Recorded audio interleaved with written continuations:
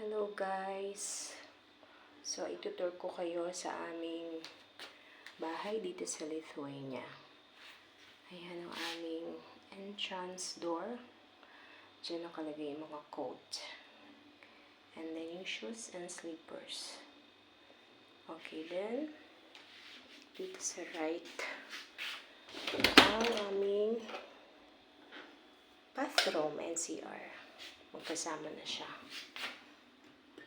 Okay. And then, ito naman, ang aming kitchen. So, maganda ang apartment dito. Kasi kompleto na yung gamit. Meron ng ref, may oven, may washing machine, and then, iba na lang ang bibili namin na gamit. Like mga plato. Yan, kakatapos ko lang magligpit. Hindi ko pa siya napupunasan. Para maisalansan dito sa cabinet. Ayan. Okay, nag-grocery kami kahapon. Ay, no, isang araw pala. Kaya ayan. Ito galing pa sa Pilipinas. Pansit Canton, tsaka Nor cubes. Ayan, mga condiments. Ayan. So, ganda sa labas, oh. Okay, then, ito naman, nag-refill din ako kahapon ng fruits, vegetables. Ayan. Siyempre, konting tinapay and biscuits, pang merienda ni Bunso. At hindi mawawala ang Nescafe Gold. Coffee is life.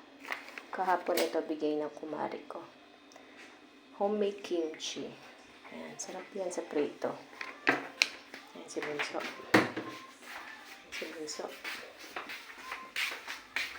Okay. So, next naman, dito ang aming sala. Okay. So, ayan. Ayan, ito lang ang gamit namin dito. Binili. TV.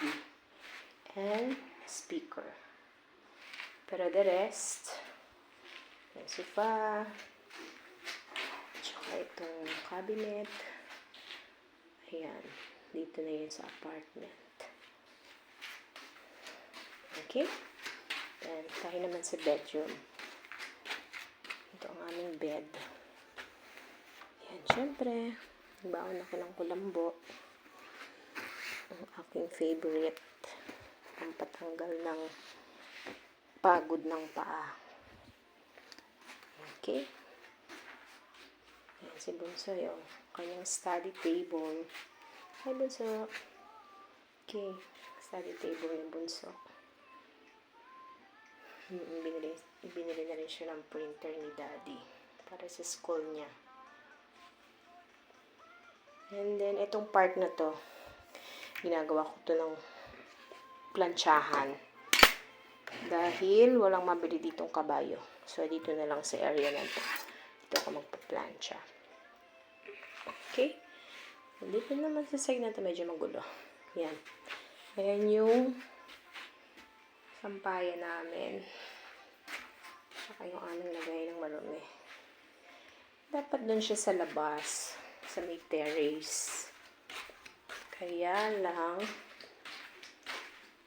malamig.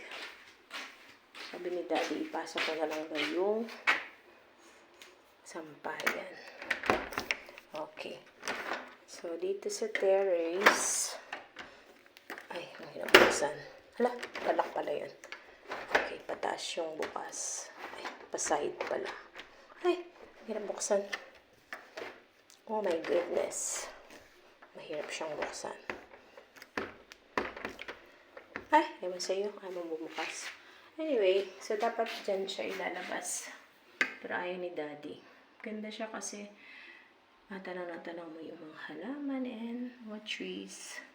Pwede maglagay ng mga ornament. I mean, mga plants na namumulaklak dyan. Ganda rin sampayan niya pag umaaraw. Pero sa ngayon, gusto ni Daddy din muna sa loob yung sampayan. Ayan. So, ayan po ang aking mini vlog dito sa bahay namin sa Lithuania, Europe. Okay, bye for now.